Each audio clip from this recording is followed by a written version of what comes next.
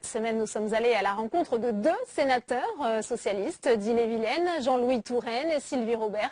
Tous deux élus en 2014, ils travaillent main dans la main sur le terrain, un moyen d'être plus efficace dans leur département, un département à la population vieillissante et où la solidarité joue un rôle essentiel. Reportage de Louis Sibylle. Sylvie Robert, je suis sénatrice d'Ille-et-Vilaine.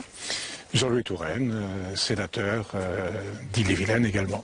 Tous les mois, on fait une visite d'un canton de notre département, tous les deux. On y va? On y va. C'est un binôme qui ne la joue pas perso. Raté. Un binôme breton. Ça, c'est des jeux anciens gallo. En visite ce matin-là dans un parc de loisirs dédié aux jeux traditionnels de la région, Jean-Louis Touraine et Sylvie Robert font équipe depuis longtemps. Ils avaient déjà fait campagne ensemble pour les élections sénatoriales de 2014. Opération réussie, et depuis, ils mutualisent leurs moyens.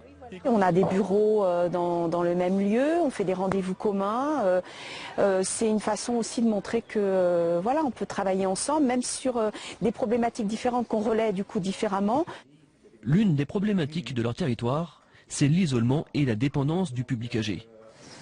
Cette association d'aide à la personne réalise plusieurs centaines d'interventions à domicile par semaine.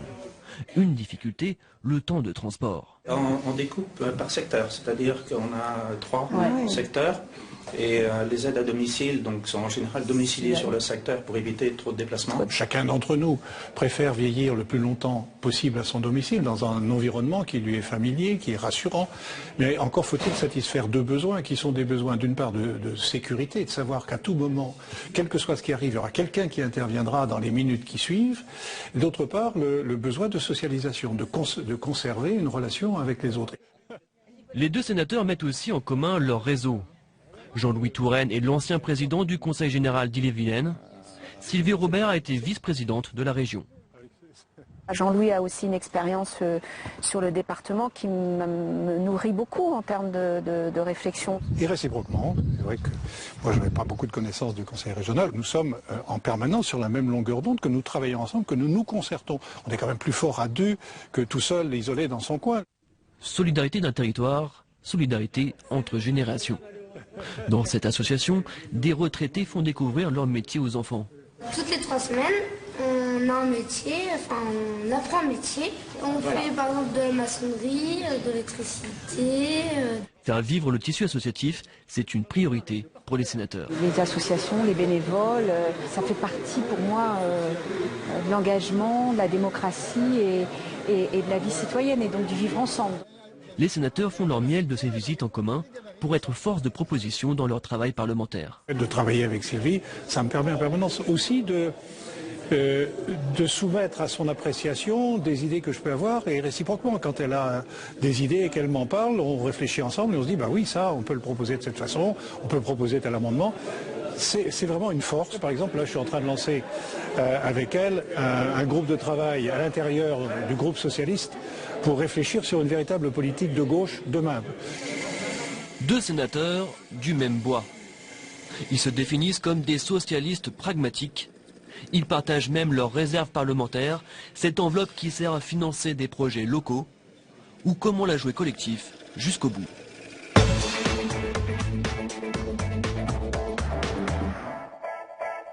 Sylvie Robert, Jean-Louis Touraine, bonjour. Vous êtes tous deux sénateurs socialistes d'Ille-et-Vilaine. Alors on l'a vu dans ce reportage, l'union fait la force en quelque sorte entre vous. Vous travaillez ensemble dans de nombreux domaines.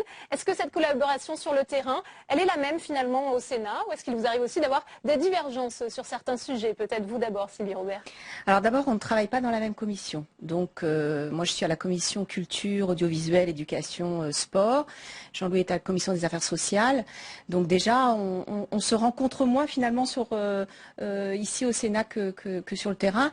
On a des divergences, non pas complètement, à partir du moment où on a des valeurs communes sur un certain nombre de problématiques, en tout cas notamment sur les territoires, notamment dans le cadre de la loi NOTRe où on s'est retrouvés souvent ensemble. Donc après, voilà, c'est en fonction des différents centres d'intérêt et des compétences de chacun où on travaille un peu différemment et individuellement. Oui, Jean-Louis Touraine, avantages et inconvénients de ce travail conjoint selon vous?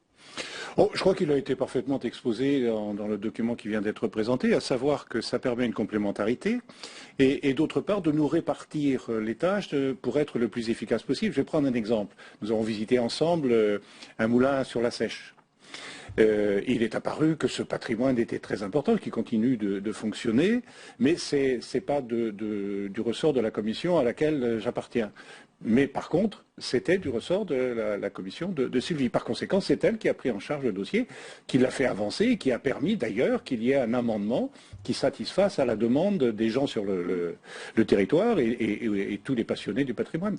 Plus d'efficacité donc, mais est-ce que ça ne plaide pas finalement aussi en faveur de la suppression et de la réduction du nombre de parlementaires? Les gens peuvent se dire finalement ils font un peu la même chose. À quoi ça sert d'en avoir 2 dans notre département? Sylvie Robert. Non, je pense que non, je pense que c'est de la réalité augmentée ou alors de la fertilisation croisée, je ne sais pas comment on peut dire, mais on n'a pas la même histoire, on n'a pas les mêmes, les mêmes responsabilités dans le passé. On l'a vu dans le documentaire, dans le reportage président du Conseil général. Moi, j'étais plutôt à la région, je suis adjointe à Rennes. C'est aussi ces différents regards que l'on croise et qui nous permettent d'avancer dans la réflexion.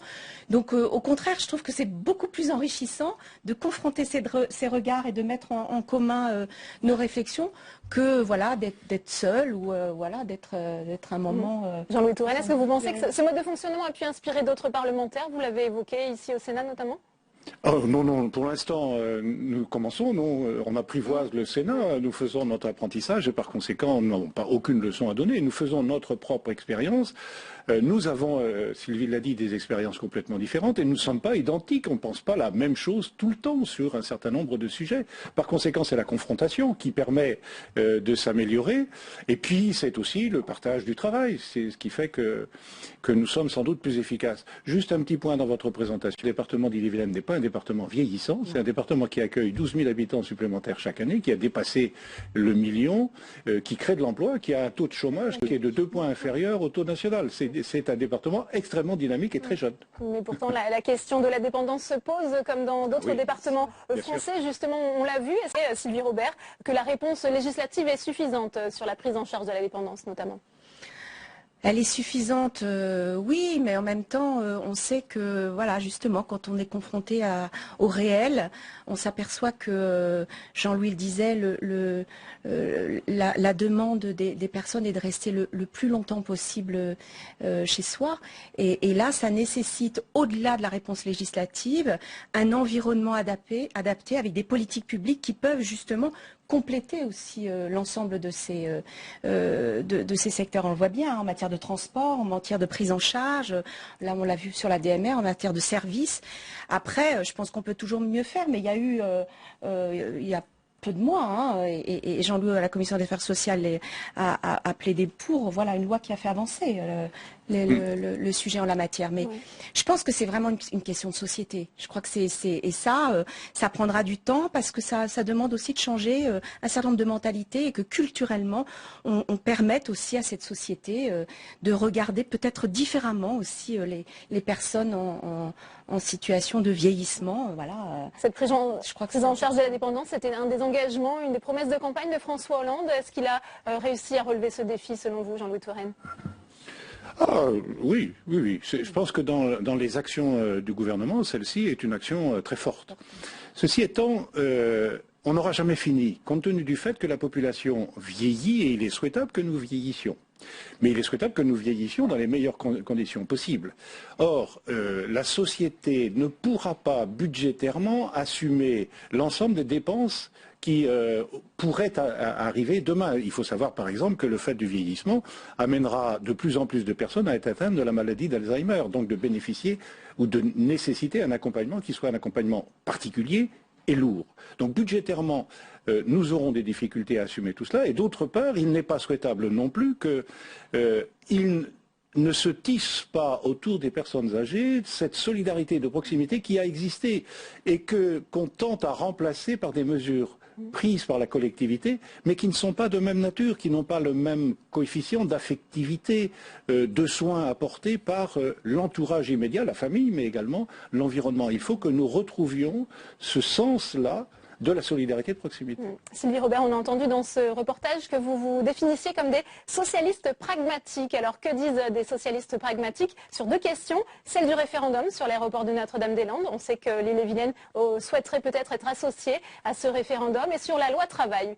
Première question pour vous, Sylvie Robert. Alors, écoutez, d'abord, oui, il y a des socialistes pragmatiques. Moi, je considère que notre travail et notre rôle de parlementaire ne peut pas, absolument pas, s'affranchir d'une prise de conscience en permanence de la réalité du terrain et donc de ce que vivent nos concitoyens. Ça, c'est la première chose.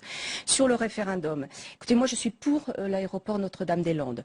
Que le président de la République ait souhaité qu'il y ait un référendum, dont acte. Nous allons voir sur le périmètre, puisqu'aujourd'hui il n'est pas défini, quel périmètre sera le plus, je dirais, pertinent pour qu'il puisse être exercé, mais j'espère en tout cas que cet aéroport se fera.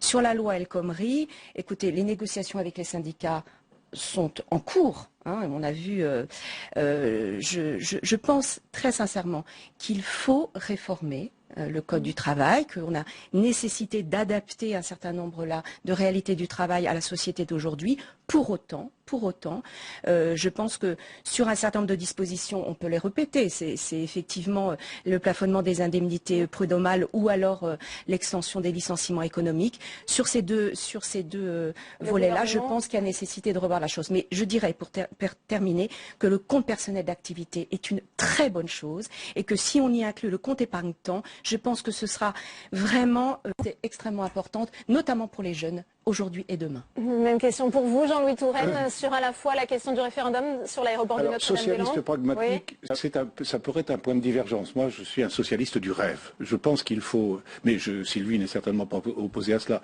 il faut avoir une vision idéale de la société pour que ce soit qui guide toutes les actions que l'on mène. Alors on y met le temps, on prend les moyens nécessaires, mais il faut qu'en permanence on ait cette étoile-là qui nous guide. Cette société plus juste, plus harmonieuse, qui offre à tout à chacun la possibilité de s'épanouir et qui ne laisse pas sur le bord du chemin un certain nombre d'enfants dont le destin est tout tracé par les conditions de leur naissance.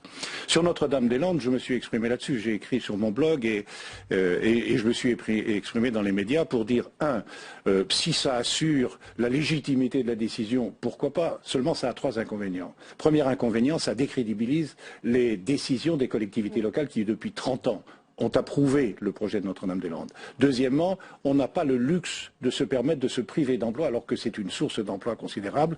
Et troisièmement, et c'est la question que vous posiez, ça n'empêchera pas, ça ne créera pas du consensus parce que la première des discussions qui va venir, c'est sur le périmètre. Et je le disais, avant que ce soit qu'on entende les uns et les autres s'exprimer sur ce point. Et moi, je n'ai pas d'opinion là-dessus. Je pense qu'il faut s'en tenir à une consultation la plus large possible, alors que dans quel périmètre, j'en sais rien. Et rapidement, sur la loi travail, votre position, Jean-Louis Touraine? C'est exactement la même que celle de Sylvie, à savoir qu'il faut une loi qui réforme. D'abord, le Code du travail, c'est incompréhensible. Les patrons, les salariés n'y comprennent rien. Vous avez tout et le contraire de tout à l'intérieur de la loi. Donc il faut quelque chose qui soit clair, qui définisse les règles et les orientations. Ensuite, les décrets et la réglementation définir. Alors il y a deux points qui sont des points d'achoppement et qu'elle a évoqués tout à l'heure et sur lesquels je suis d'accord.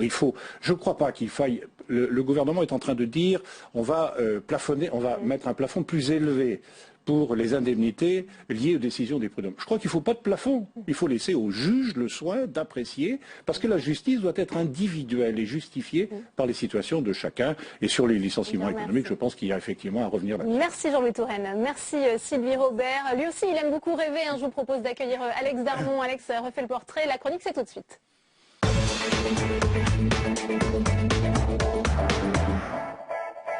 Bonjour Alex. Bonjour Delphine. Vous avez beaucoup de travail avec cette loi travail. Ah oui, je ne sais pas si c'est les premiers effets de la loi travail, mais c'est vrai que moi j'ai eu beaucoup de travail, 2 fois plus de travail aujourd'hui pour préparer ma chronique. Alors vous êtes tous les deux sénateurs d'Ille-et-Vilaine. C'est fou, des fois la langue française est mal faite, Ille-et-Vilaine, parce que je vous trouve très beau, tous les deux, moi, sur ce plateau. Delphine, toutes les grandes chaînes ont leur duo. TF1 avait Bataille et Fontaine, Canal+ avait Omar et Fred, M6 avait Charlie et Lulu, et maintenant Public Sénat a son duo, Sylvie Robert, Jean-Louis Touraine. On connaissait la fameuse expression l'amour, c'est mieux à deux. Eh bien, à partir d'aujourd'hui, la politique, c'est comme l'amour, c'est aussi mieux à deux. Vous partagez donc tout, tous les deux. Un local de permanence, vous coordonnez votre présence sur le territoire, votre communication aussi, vous gérez vos enveloppes parlementaires en commun, vous partagez même les plateaux maintenant. En même temps, on dit qui se ressemble s'assemble. Et Delphine, Jean-Louis Touraine et Sylvie Robert se ressemblent énormément. Pour commencer, vous êtes tous les deux grands sportifs. Madame Robert, vous courez, je crois. Oui. Bon, voilà, je suis bien renseigné. Vous faites le marathon vert. Alors, le marathon vert, c'est 12 km dans Rennes, c'est ça? Oui, je le fais en relais. Non, pas dans Rennes. Pas dans Rennes. Pas dans Rennes, justement, c'est Rennes à vert. l'extérieur. Donc, c'est dans la D'accord. campagne. Ça part de chez moi pour aller chez Voilà. elle. Ah, vous y tenez, alors je vous le Je le laisse. fais en relais. Pas de problème. Vous faites en relais, vous faites Ouais. combien de temps Moi, environ? j'ai fait presque 7 là, 6,5. D'accord, bah c'est beaucoup quand même, c'est bien. Oh non. Et vous, Monsieur Touraine, vous êtes plus sur l'eau, vous faites de la voile. Alors je crois savoir que votre bateau a fait plusieurs fois le tour du monde. Est-ce que vous, un jour, vous ferez le tour du monde? Alors lui, il a fait sans moi, effectivement. C'était mon rêve. Si j'avais pas été sénateur, j'aurais fait le tour du monde. Une fois, si je ne me représente pas, une fois que j'aurai cessé d'être sénateur, je ferai le tour du monde. Enfin, du moins, je l'espère. Bah, j'espère que Madame Robert viendra avec vous, c'est quand même une belle opportunité. Oh non, Non, vous n'aimez pas l'eau. Alors le sport, c'est bien, les sports bretons, enfin, les jeux bretons, c'est mieux. Vous avez été jouer ce week-end ensemble, tous les deux, à une sorte de bowling revisité, à la façon de votre région. Et le moins que l'on puisse dire, c'est que ce ne vous a pas laissé insensible, regardez. C'est des quilles très phalliques, quand même. C'est des quilles très phalliques.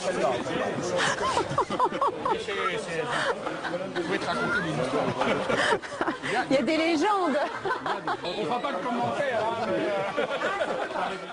Non, on fera pas de commentaires, dit dans les images. Continuons plutôt les ressemblances entre vous deux. Madame Robert, vous êtes une femme de culture. Pendant que certains veulent se battre pour ouvrir les magasins le dimanche, vous vous battez, vous, pour ouvrir les bibliothèques le dimanche. Dès que vous avez un moment, vous vous échappez pour aller au théâtre ou visiter une exposition. Vous, Monsieur Touraine, c'est différent. Vous avez une autre culture, la culture des mathématiques. Alors bon, ça c'est pas un point commun entre nous.